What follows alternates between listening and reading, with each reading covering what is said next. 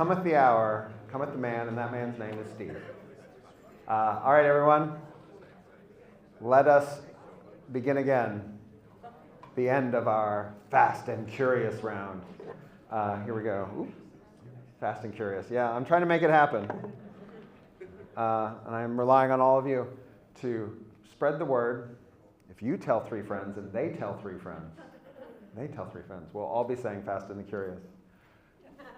We're all getting a little punchy, but I'm really excited to have Steve Diasio from the School of Creativity and Innovation to here talk with us for our final talk. He's been taking furious notes all weekend long, so I know he's been paying attention. He's going to make it all make sense for us, right, Steve? I'm going to try. All right, great. Thank you.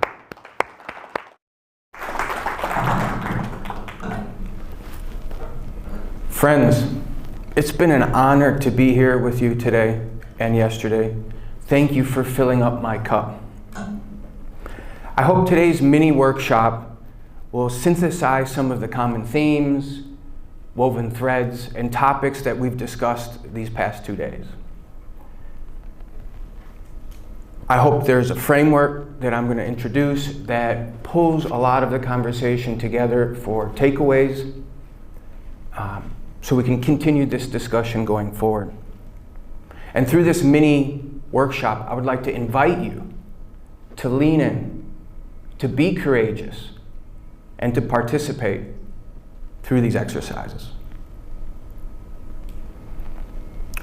Artificial intelligence, clearly from the past few days' discussion, isn't destroying creativity. But for the sake of this presentation, I might suggest that it's on the verge of drowning it. In 1907, Picasso painted La Demoiselle d'Avignon. Critics called it ugly, grotesque, even dangerous. They said, this isn't art. However, Picasso wasn't trying to copy what the eye could see.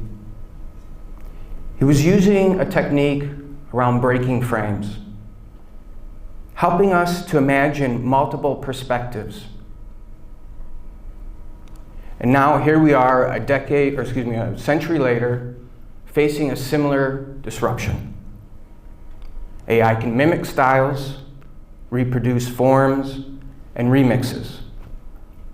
But we would agree, AI is no Picasso.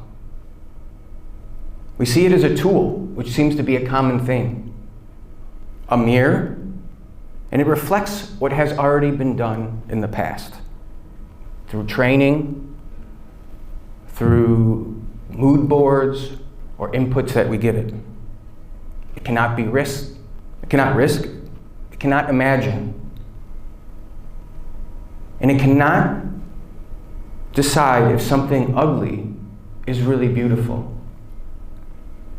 So the real danger I see isn't that AI is replacing us. It's that we may choose to replace ourselves.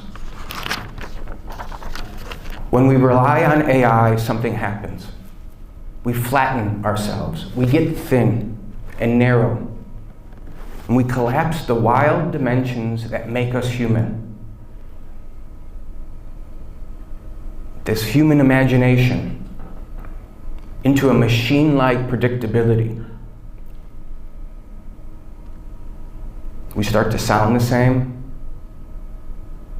look the same, think the same, and move the same. We become almost a silo of this anti-creativity, or the active resistance to imagination, to risk, and to differences. We see this in biases, we see these in the limitations of prompts, or the limitations of the algorithms themselves. And this is what happens when systems, cultures, habits suppress originality. That's why I enjoyed Kurt's presentation so much. Instead of safety or conformity. Oh, no. Sorry. We've been defaulting to predictability. We forget our unique texture that makes us as humans, the mistakes, those raw edges, the hurt, the scars, that make ideas alive, that move us in those authentic images and artwork that we create. They almost get ironed out because of the default on logic, efficiency. But we're seeing creativity demands more resistance, more extra effort to embed us in the multiple processes of whatever creative process we're working in. We're being asked to continuously push back, to question more, and to imagine greater. Because if we surrender our depths to an algorithm, we don't just use originality, we start to lose our voice, individually and collectively. So last year alone, AI platforms produced more images than a whole century before photography. But more clearly isn't better, and it can be seen as noise without meaning. And if we're not careful, the flood will flatten us, and we'll begin to be more of this sameness. Our imagination, the very thing that makes us human, becomes predictable. Pattern, average. So how do we ensure that we don't get drowned out in this sameness? So today I want to present a framework that I think is a pattern of what we've been seeing throughout the past 2 days. A framework that I'm arguing is helping us guide and maintain this human spark.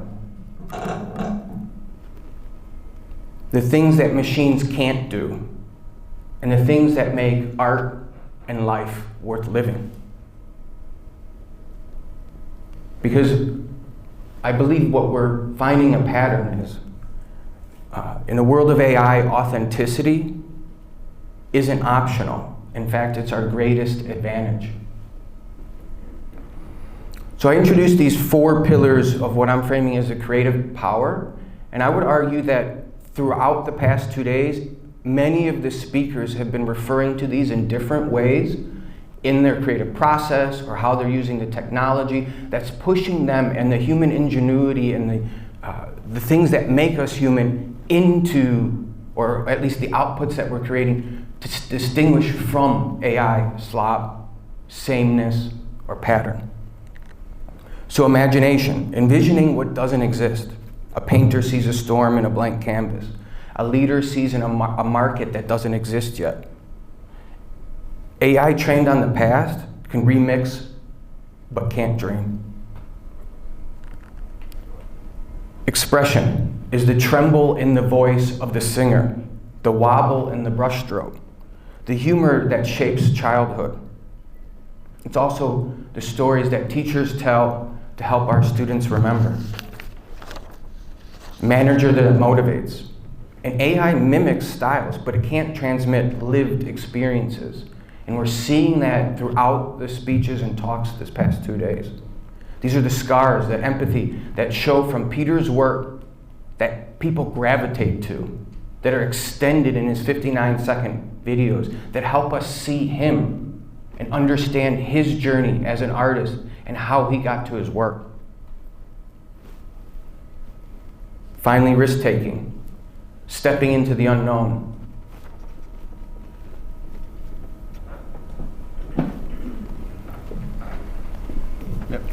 Consider that creativity lies at this edge of uncertainty. Impressionism, jazz, hip-hop all emerged out of risk. We can think of this as an anti-fragility, growing stronger with volatility. AI avoids risk. It wants to choose the safe space. Machines are calculated. And if we don't risk, we lose the opportunity for breakthroughs and the leaps that we as humans have been making over these centuries.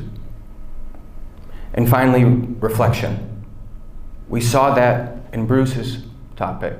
We saw that in Amelia's speech. We've seen that throughout the past 2 days. So if our culture is obsessed with speed and algorithms and producing, reflection is now the new rebellion. AI doesn't ask why. And reflection is how we turn that truth into wisdom.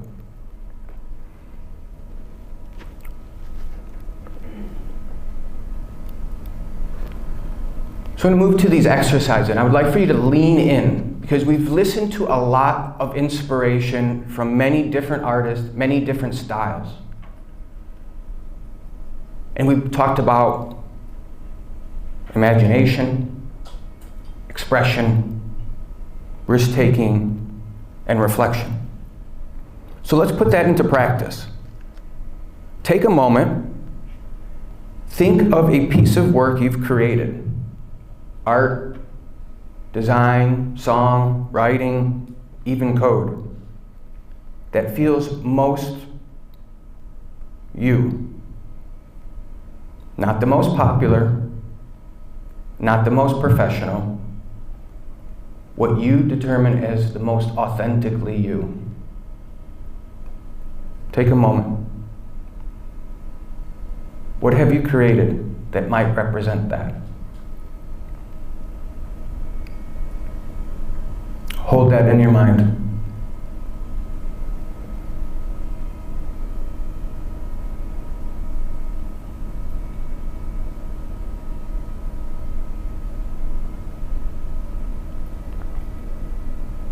This is the first pillar of imagination.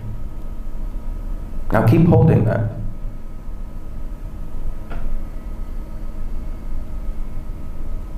Think about all the things that you went through, experienced, lived, felt, loved, hurt.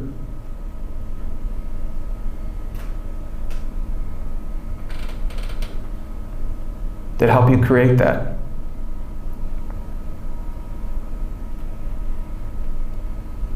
That's expression, the second pillar.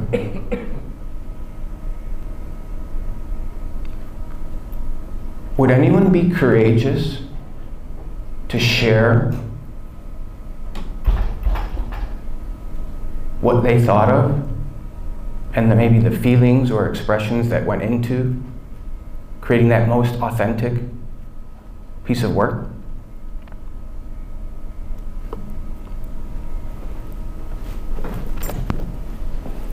Hi, my name is Lisa. I'm an interior designer grad here at Ringling. My first thought went to what I do most recently, was creating this public spaces that I do, but then I went, no, that's not authentically me. So it was a really deep question that you asked. It took me back to when I was in college in England before I came to Ringling, where I did a foundational course. And I was able to express in different mediums. It was fabulous. Like we would rotate, so we'd study woodworking and then silversmithing and then jewelry making. And it was in the fine arts class that I was outside in the grounds and painting, actually using pastels to create an image of the tree that I was looking at, and the sunlight and everything else. And it was while I was creating that, I saw an image within the image. So in the trunk, it wasn't on purpose. I then started seeing, oh, this looks like a female from the back that's embracing and hugging the tree. So that's what came to mind when I heard your question. Yeah. Great. Would anyone else like to share? I did a series of papier-mâché sculptures on deadline for a show, and I decided to use myself as an inspiration, and I was aware of how frightened I was, so I did fear, and then I was aware of how I was not doing the project, so I did procrastination, and I just went through a series. I did 17 of them, all based on me. Whatever you came up with, oh, there was a hand over here.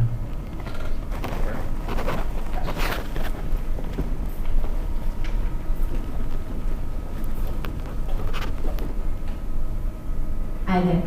I was working in Manhattan in advertising and was very angry at my boss, and I did a very non-complimentary portrait of him. And I've since left advertising and been a teacher.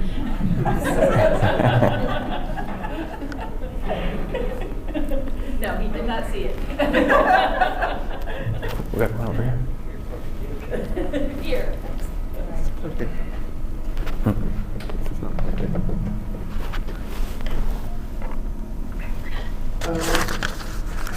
Really good question, actually. So, I was thinking about that. I should say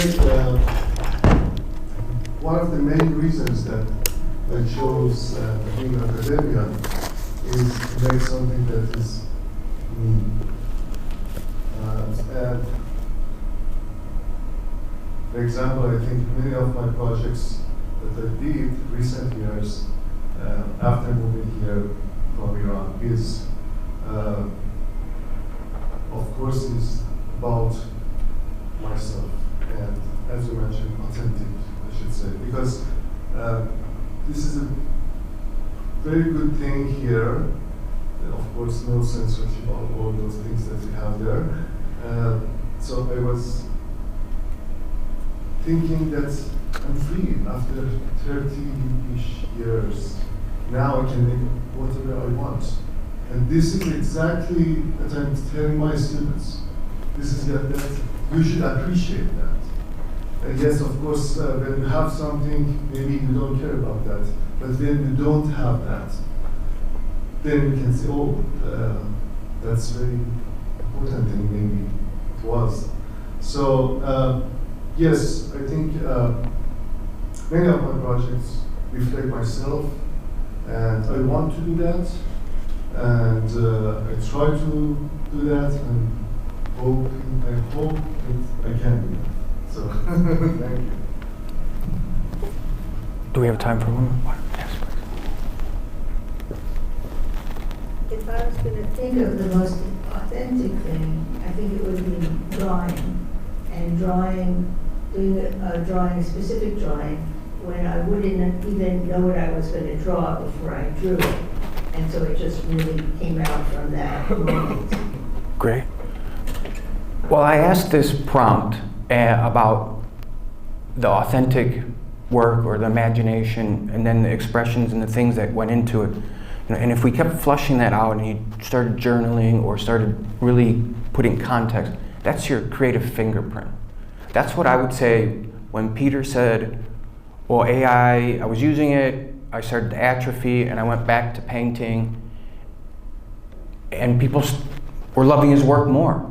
And he was in tune with what value and his creative fingerprint more because of his experience with AI and his focus. And that is what an example of what people want to connect with. If we continue on with another prompt,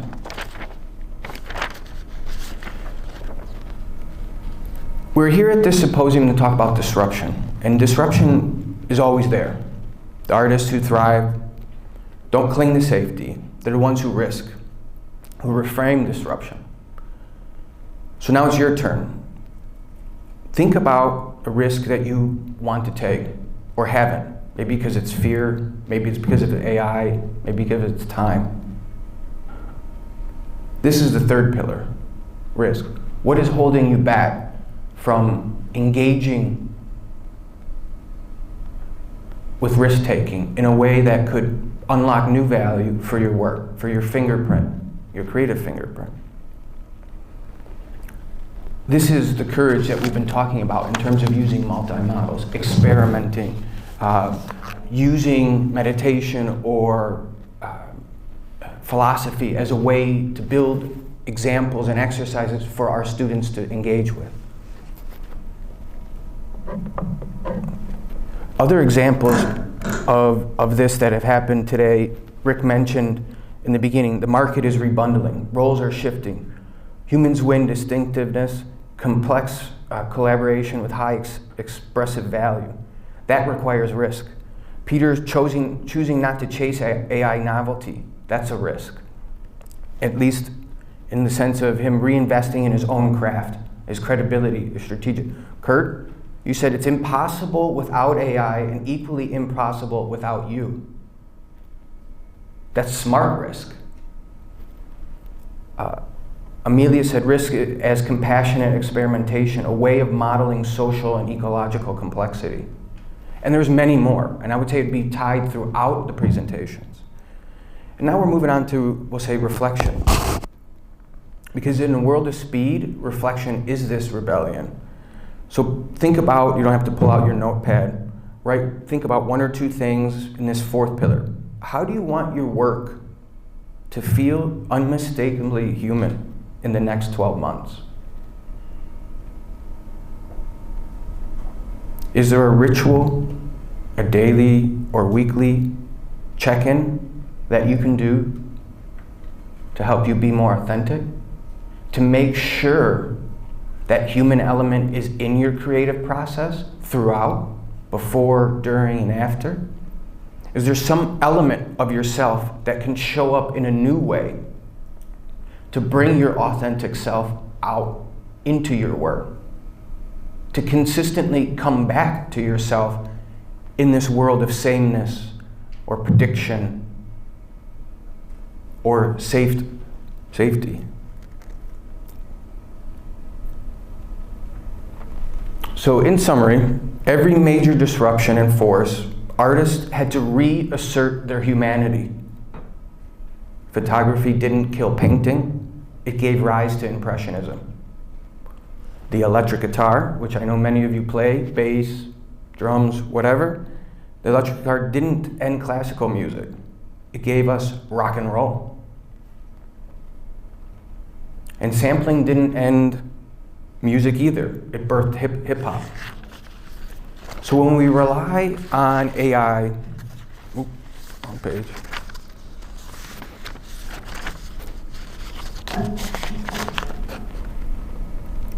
Oh, these are all the exercises. So the common thread that I'm seeing are leaning into our humanness, these four pillars of imagination, expression, risk-taking, and reflection. Embedding that in our creative processes and continuously coming back to what makes us most human.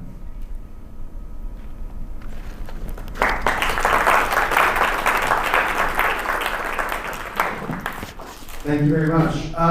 So here's what we're going to do. We're at